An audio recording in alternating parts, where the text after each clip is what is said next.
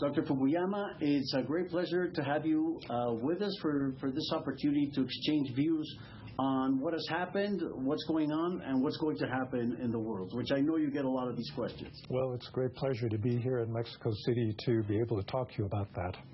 So over 30 years ago, you wrote this incredibly influential book and previously an essay, The End of History, and then it was The End of History and The Last Man.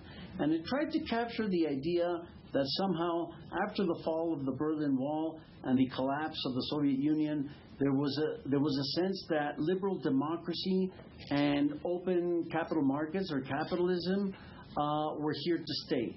And yet many have interpreted this as somehow a prediction about the finalization of a historical period, whereas you were very careful in outlining that many challenges remained that we had, as your once colleague Samuel Huntington, I believe, mentioned the clash of civilizations, and now we have people like Larry Diamond talking about a democratic deficit. So can you tell us a little bit about what inspired you to elaborate the concept of the end of history, the enthusiasm that we lived back then, and what is occurring over 30 years later? Well, the end of history comes out of a philosophical tradition that was started by the philosopher Hegel but was picked up by Karl Marx.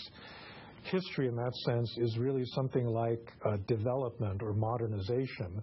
And the end of history is not the termination of historical events, but the goal that this development seems to be moving towards. And for 150 years, the Marxists said the end of history is going to be communism, a communist utopia. And what I said back in 1989 was that it didn't look like we were going to get there, that we were going to, if anywhere, stop at the penultimate point, the democratic, market-oriented system that had appeared in North America, in Europe, in parts of Asia that seemed to be the really dominant political systems in the world. And you're right that I didn't say that this was necessarily going to happen and unfold, inexorably, but that it did seem to be the best system, but it's one that could be challenged by forces of a resurgent nationalism or religion. Or terrorism. Or terrorism. Which, in a sense, is what we've seen, at least in the past 15 or 20 years. Now, for instance, today we have the war between Russia and the Ukraine that has captured center stage. We have the emergence of caudillos, strong autocratic figures in Latin America, as well as in Europe and elsewhere. And this has sounded off the alarms about the future of liberal democracy. You just wrote a book on liberalism and its discontents.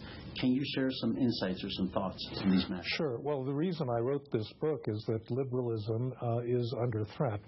Liberalism is a doctrine that tries to protect individual liberty by limiting the power of the state, by granting people rights and protecting those rights through a rule of law.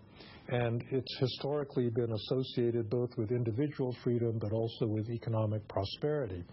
But it's been challenged by many people on both the extreme right and the extreme left. The challenge coming from the right, I think, comes from people who feel that liberalism doesn't give them a strong enough sense of national identity, because liberalism is, really a doctrine about the universal dignity of all human beings, and people want to make America great again, or make Russia great again. On the left, I think there's a feeling that liberalism hasn't lived up to its promise of equality, because there are huge inequalities, and the market economy, the kind of globalized world we've been living in, has widened those inequalities in recent years, so they're impatient with a system that they blame for that. I think both of these complaints are, in a way, understandable, but they're fundamentally wrong.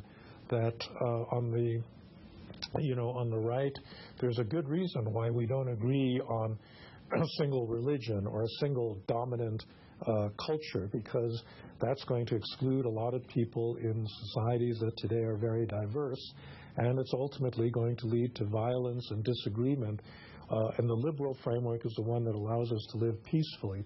The complaints on the left, I think, require a dictatorship, essentially, in order to move things along faster. That's what the Bolshevik and Chinese revolutions did at enormous human cost.